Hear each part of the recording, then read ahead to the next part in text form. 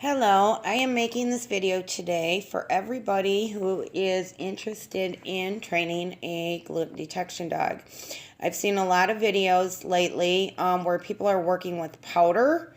A lot of people are using Vital Wheat gluten in powdered form. And I'm making this video to show you why it's so important not to use anything in a powdered form, especially when training gluten detection. I am cleaning all these containers off right now, and what I did is I placed some powdered red dye 40 into one of the canisters that are sitting there on the table that you can see, and I'm wiping them all off right now to make sure there's no red dye 40 residue. I'm using a Huggies baby wipe. If there's any red dye 40 cross contact on the containers, the wipe would show up red. The table and the surface has all been cleaned off, and everything is free and clear of any traces of red dye 40. I had a hard time setting up because the red dye 40 goes everywhere. Powders are airborne, and you know, when you're working in a powdered form, they just kind of go flying.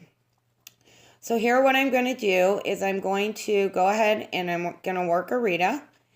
And she is working on various things. Spin is her alert for gluten, and a sit is her all clear.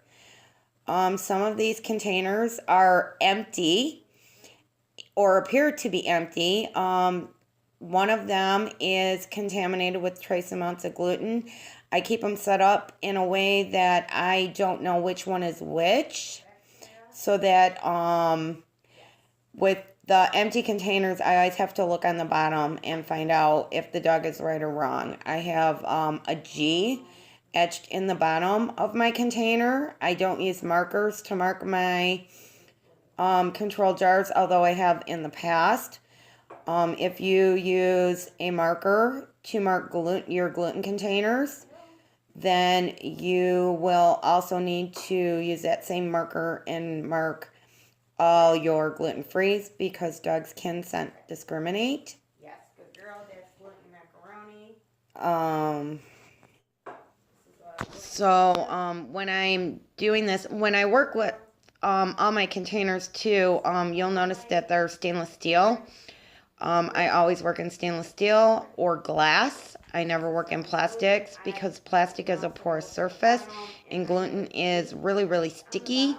And once gluten gets inside plastic, you can never get it out. Where with the stainless steel and the glass is actually better.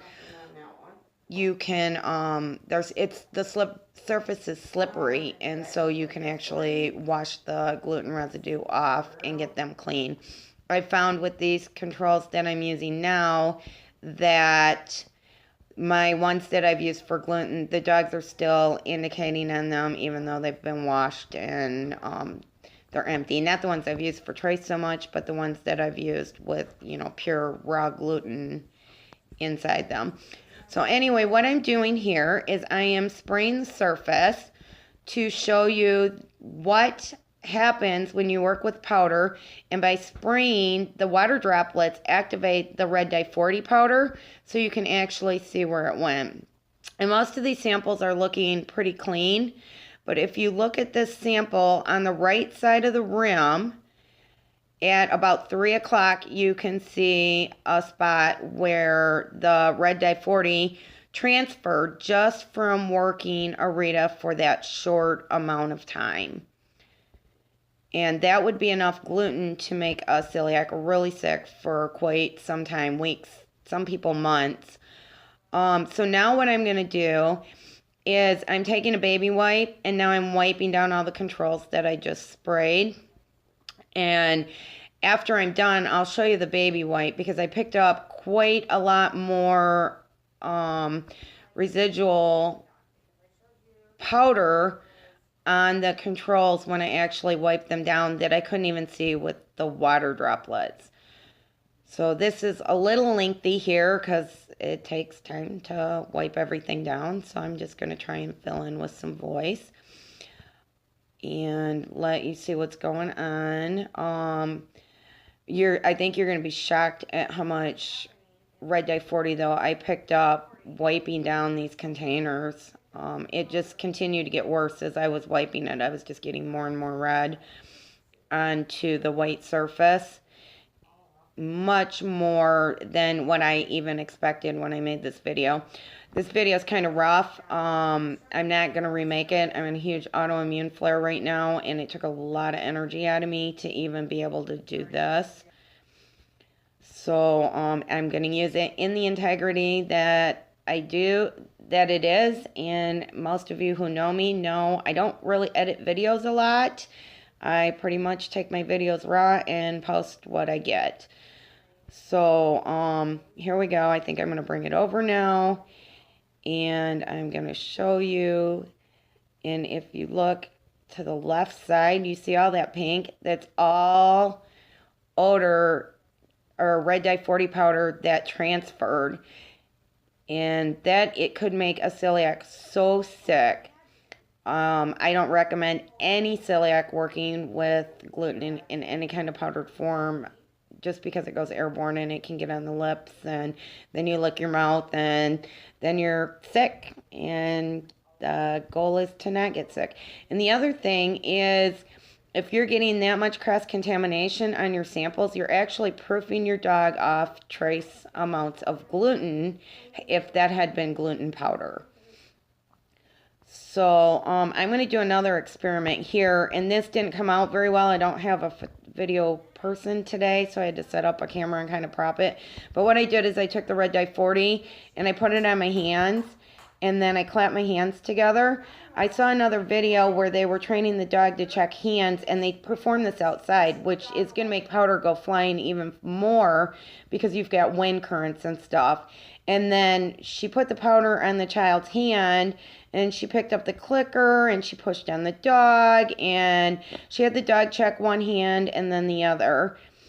And as you can tell, there would be gluten everywhere. And the kid's hand, even the hand that didn't have the gluten powder in it, is going to be contaminated. The dog would have been contaminated. Everything would have been contaminated. So now what I'm going to do is I'm going to show you how far that powder went. And right now the samples are looking pretty good, but wait till we get over here.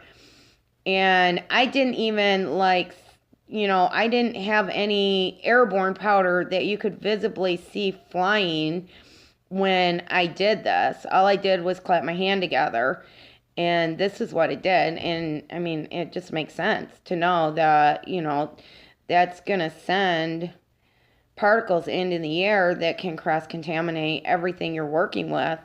Clickers, dogs, lips, clothes. It can, the possibilities are endless where the powder can go. And so I don't train in powdered form. I hope everyone found this video helpful so that you understand that training with powder is high risk for proofing dogs off cross-contamination, which is the area where celiacs need them most. There are gluten and allergen detection standards. They can be found on my webpage under the education section, and they can also be found on Odor Service Dogs page, odorservicedogs.com. It's an organization set up for the reliability of detection service dogs. I hope this was helpful, and if you have any questions, feel free to ask in the comments. It's so important these dogs be trained to a standard that meets the celiac needs. Thank you.